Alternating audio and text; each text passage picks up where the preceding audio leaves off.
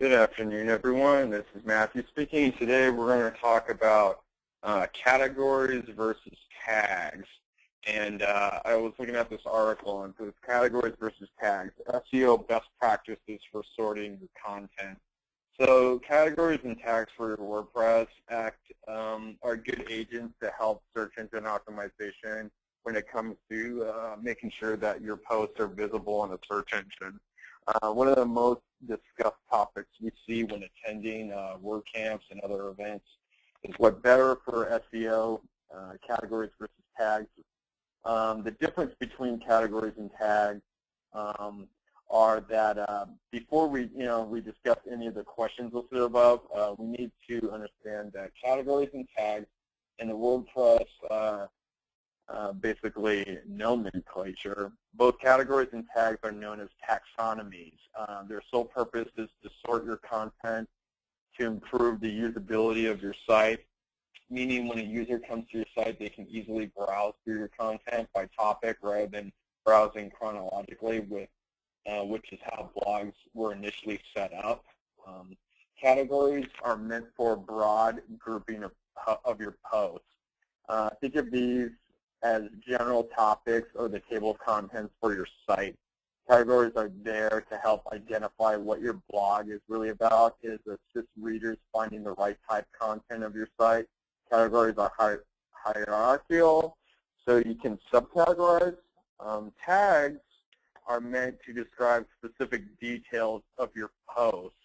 Think of these as your site's index words. They are the microdata that you can use to micro-categorize your content. Tags are not hierarchical. For example, if you have a personal blog where you write about your life, your categories can be something like music, food, travel, rambling, and books.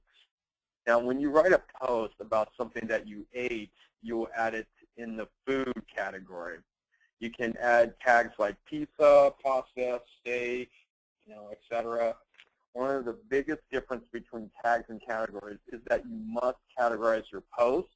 You are not required to add any tags. If you do not categorize your post, then it will be categorized under the uncategorized category.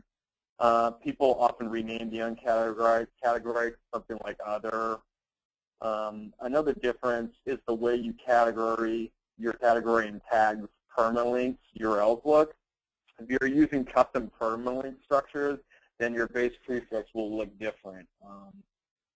A good example of a good permalink or URL would be like yoursite.com/category/food. If it has like the category name and then like the name of your post in there, that's a good way for search engines to pick up like an important category, which could be used to help when somebody searches that category on a Google search. So it's important to have good category names and good tags as well. The optimal number of WordPress categories. Up until WordPress 2.5, there was no built-in support for tags. This led to very long category lists because people were using it to define micro details. Tags were added to improve the usability of your site. Having that said, we believe there's no specific optimal number of categories. The optimal number varies based on the complexity of your site. However, for the sake of structure and usability, it is best that you utilize subcategories and tags. Categories are meant to encompass a group of posts. It is also best to start with generic categories and work your way down to subcategories site. So there, when you add subcategories, let's say that you do a case study post where sometimes you interviewed an expert for a specific case study. Because there's no category called expert reviews, you will add that as a tag on that case study post. If you find yourself doing a lot of interviews for case studies and your expert interviews interview tags have 10 plus posts in it and it's consistently growing, then you should consider adding expert interviews as a subcategory of your main category, case studies. That's just an example. They're using case studies as the example and what they should use for subcategories for that. Basically, And I'll kind of tell you where they talk about some other stuff here in this article. You can Google this article. Basically, it's categories versus tags. WP Beginner is the name of the website. And I'm going to show you some examples of what they're talking about when you're doing tags and categories. Let's see here. And it says here, categories versus tags, what's better for SEO? The most asked question that we see being asked on this topic, are there any SEO advantages of using categories over tags or vice versa? The simpler answer to this, you should not look at this as categories of taxonomy. They are meant to work together. If you have read this post, then you should be able to understand the individual purpose of categories and tags as well as their combined purpose of your site's usability. You want, basically in this, in conclusion, you want the users on your site, the customers, to be able to find your topic quickly. You want your categories, and you want to help the search engine find your topic quickly as well. And putting like categories for your posts and adding tags will help add keywords, basically, or like words that are used in a search engine, and have them basically attached to your post. You will almost always find yourself reaping the SEO benefits. Categories and tags are just the two different taxonomies that comes with WordPress. Most advanced sites use custom taxonomies for sorting their content alongside with categories and tags. So basically you're helping the search engines and your customers help track down your posts and read out your posts, and basically help a search engine be able to pick up your posts as well. When I go into my WordPress blog, you're probably wondering where you even add categories.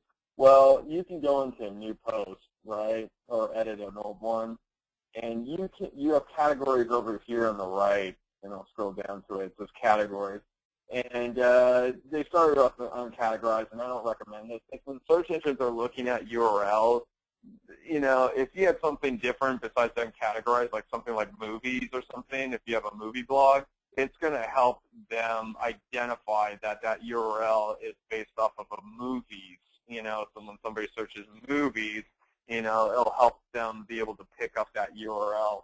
You can add new categories from here. There's an add new category button, and let's say I'm going to do something on like on food. So I would type food and then click add new category, and then it'll check it up here, and you want to make sure it's checked. If you want to add a subcategory, they got something called parent category down here.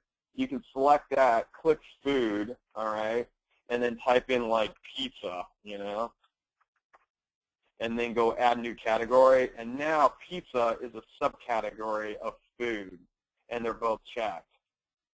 And that's how you add categories. Now tags, you can add certain tags like food and click add. Or if you have Zemana, Zemana makes it even easier. If you had something like food and pizza or whatever, if I had content in here, it would make it easier, because you got to have content to use Zemana first of all. And get recommendations. Okay. Let me see. I'm just going to take something off the internet real quick and use this. Okay. Food Network. Just to get some text in there so Zemana can do its job. Okay. There we go.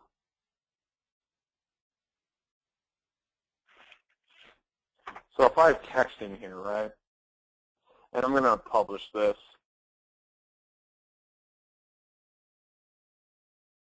and I got text based on a recipe, a food recipe.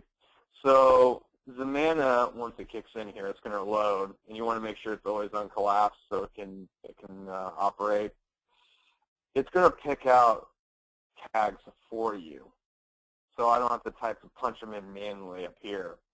So if I want to get rid of food, I can just exit out. And then for Zemana, all I got to do is hit apply all, and it automatically, oops, Let me update it first. Kind of froze up on me. But when you hit apply all, it should automatically add the tags to your post. And that way you don't have to spend time thinking of what tag words to use for your post.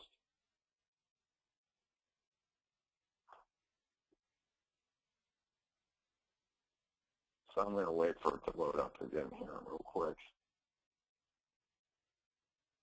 Okay, there we go. So when I hit apply all, it automatically adds like cook, home, food, fruits and vegetables, and it tags it to my post automatically. So now I got this under a category, under food, and then a subcategory pizza. Or I can just have it under food, just leave my pizza unchecked. And then I also tag the post too with a bunch of words that will help search engines pick this up and help relate this post to other articles based on the category, which is food. And I got cook, home, comfort food, leaves and vegetables, casserole, etc.